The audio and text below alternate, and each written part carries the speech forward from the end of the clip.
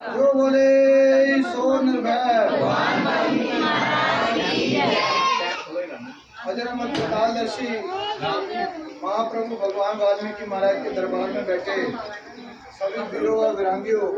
सबसे पहले आप सभी को जय वाल्मीकि। ये जो महीना है बहुत ही उत्तम महीना है, असोज पूर्णिमा,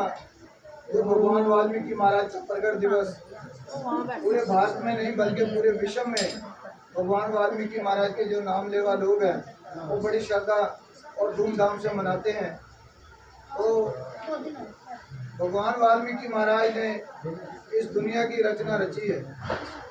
क्योंकि एक भगवान वाल्मीकि जी हैं जिनका 3 युगों में प्रमाण मिलता है। बाकी सभी देवी देवता हैं, विष्णु हैं, राम जी हैं, कृष्ण जी हैं, शिव जी हैं, ब्रह्मा जी हैं, सबका एक युग में प्रमाण मिलता है। कोई सतयुग में है, कोई द्वापर में है, कोई त्रेता युग में है। अगर भगवान वाल्मीकि जी है वो चारों युगों में है, क्योंकि मैं साबित भी कर सकता हूँ, लेकिन उसका थोड़ा समय जरूर लगता है। भगवान वाल्मीकि महाराज सतयुग में जो विष्णु ने क्रौंच और क्रौंचनी में से जब क्रौंच का वध कर दिया, क्रौंची का वध किया, तो क्रौंच जो है तड़फ रहा था अपनी पत्नी के वियोग में। तब भगवान वाल्मीकि जी ने श्राप दिया था कि विष्णु तू अगले जन्म में राम बनेगा और अपनी पत्नी के वियोग में इसी तरह तड़पेगा। तो ये पहले युग का प्रमाण है कि भगवान वाल्मीकि महाराज सतयुग में थे। उसके बाद में जो द्वापर युग है वो द्वापर युग रुक गया और त्रेता युग आया। त्रेता युग में भगवान वाल्मीकि जी ने लव और कुश को शिक्षा दी, और लव और कुश को जब धनुर्विद्या की ऐसी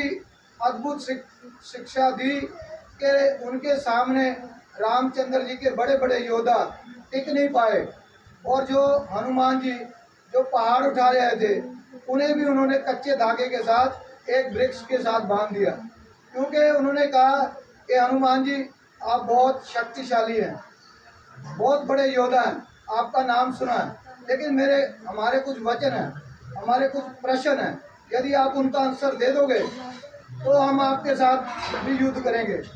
लेकिन जब उन्होंने वो प्रश्न किए तो हनुमान जी उनके प्रश्नों का उत्तर नहीं दे पाए, तो वो उनको कच्चे धागे के साथ यानी वचनों के साथ बांध लिया और वो वृक्ष के साथ बंध गए, उन्होंने युद्ध नहीं किया। तो यहाँ पर जो दूसरा युग है त्रेता युग, उस युग में प्रमाण मिलता है भगवान वाल्मीकि जी का, क्योंकि भगवान वाल्मीकि जी ने लव कुश को शिक्षा दी, और सीता को जब वो मृत होने जा रही थी अपने पति से परेशान होके,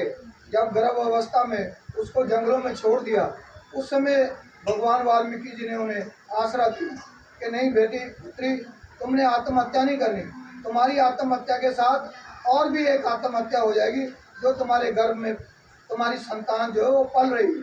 इस करके तुम आओ और मेरे आश्रम में तुम्हें आसरा दूंगा, और तुम यहाँ पर रहो और अपने बच्चों का परवरिश करो। तो ये दूसरे युग का प्रमाण है कि त्रेता युग में भगवान वाल्मीकि जी हुए।